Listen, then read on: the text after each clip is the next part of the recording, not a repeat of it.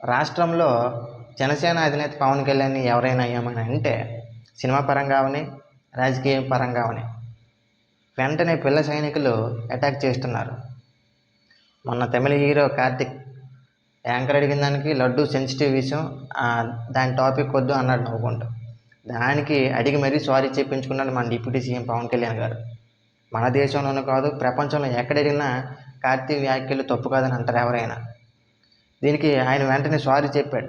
చెప్పడం మన వాళ్ళు యాక్సెప్ట్ చేసినా తమిళ ప్రజలు యాక్సెప్ట్ చేయరు కదా, మీరు ఎలా సారీ చెప్తారో, మా మనోభావాలు దెబ్బతిన్నాయి అని కార్తీని, సూర్యని ట్రోల్ చేస్తున్నారు.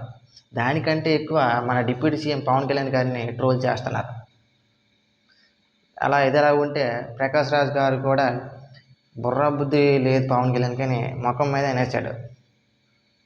ఇకపోతే సనాతన ధర్మం ఆయన ఇంట్లోనే పుట్టినట్టు ఆయన బిహేవ్ చేస్తుంటే చాలామంది నిపుణులు కొంచెం ఓవర్ చేస్తున్నాడు అని అంటున్నారు. ఎందుకంటే గతంలో బీఫ్ తినమని చెప్పాడు ఆయనే, అలాగే క్రిస్టియానిటీని ప్రమోట్ చేసింది కూడా ఆయనే. మరి అలాంటి వ్యక్తి ఇప్పుడు ఎంత ఓవర్ చేస్తుంటే, ఎంత సీన్ చేస్తుంటే ఓవర్గానే అనిపిస్తుంది కొంతమంది నిపుణులకి. ఇకపోతే ఎస్పి బాలసుబ్రహ్మణ్యం గారి చెల్లెలు ఎస్పి శైలజ గారిని ఒక యూట్యూబ్ ఛానల్ ఇంటర్వ్యూ చేస్తుంటే ఆ యూట్యూబర్ ఒక క్వశ్చన్ అడిగాడు, పవన్ కళ్యాణ్ గారి వ్యాఖ్యల మీద మీ ఒపీనియన్ ఏంటి? ఇప్పుడు జగన్మోహన్ రెడ్డి గారు చేసిన తప్పు అని నీకు అనిపిస్తే నువ్వు దీక్ష చేస్తున్నావు, అది నీ వ్యక్తిగతం.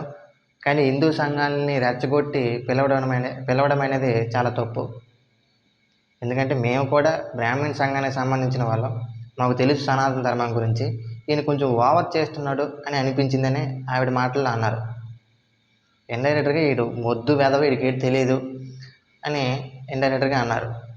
మరి ఇప్పుడు పవన్ కళ్యాణ్ గారిని తిట్టమను, మొన్న కార్తీని తిట్టినట్టు, ప్రకాష్ రాజు గారిని తిట్టినట్టు తిట్టడు. తిడితే మాత్రం మొహం మీద ఉమ్మేస్తారు, తాట తీస్తారు, రోడ్డు మీద చెప్పులతో కొడతారు. ఎందుకంటే వాళ్ళకి తెలిసినంత సనాతన ధర్మం గురించి ఈయనకు కూడా తెలియదు. ఈయన గంటకో మాట్లాడతాడు ఈయన.